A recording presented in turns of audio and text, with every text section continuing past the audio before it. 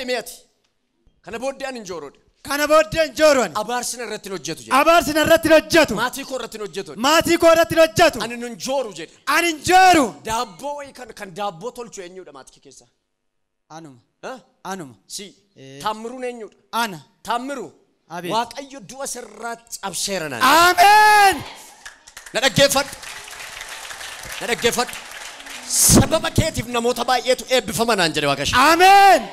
Taammiru. Abeet. Balballi sitti banameera. Ameen. Sababa keetiif maatii keef balballi banameera. Ameen. Akkas Sumaalee utuun gara Affaar kanarra hojjettee beektaa? Eessaa hojjetta? Samaraarraa gara Saayittaa. Eessa Sumaaleen garkan. Sumaalee bira darbeen Samaraa gala. Yoolle shimaany. Waaqayyo akkas naan jedhe bara dheeraaf waggaa dheeraa kan seexanis irratti lallabe dheera naan jedhe. Ameen. Ati bilisa.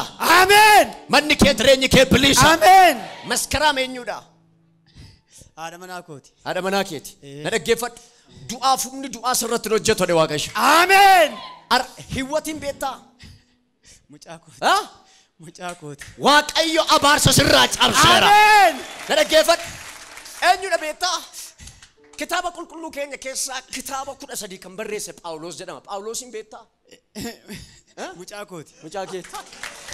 Na dhaggeeffadhu. Na dhaggeeffadhu.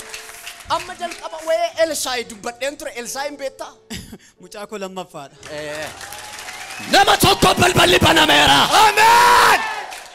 Touch my hand. Har'aa kaasee sooressa si godheera. Amen. In Jesus' name. Abi fidachas. Na ilaali. Bilisa.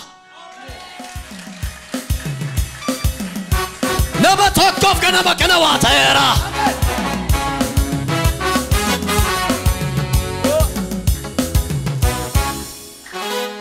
Kainafa. Rekatu kopi karosi dini vento. Nama amaneef waa ta'eera jedhe. Nagaan sii ta'eera. Na dhaggeeffadhu. Waggaa lama har'aa kan namaa moo kan kee hojjetta? Kanum koon hojjedha. Kan kee hojjetta? Waggaa lama har'aa ati sooressa beekamaaf ajaa'ibsiisaadha. Ameen. Namoota baay'eetu waa'ee kee dinqifata. Bilisa. Harka keessa ol kaasaa raasaanii kameera jedhaaka. Oni hiikameera. Hoolota kee yoom gatte beekta kaloo gaariitti nu bobaafteetta maddii mana kee.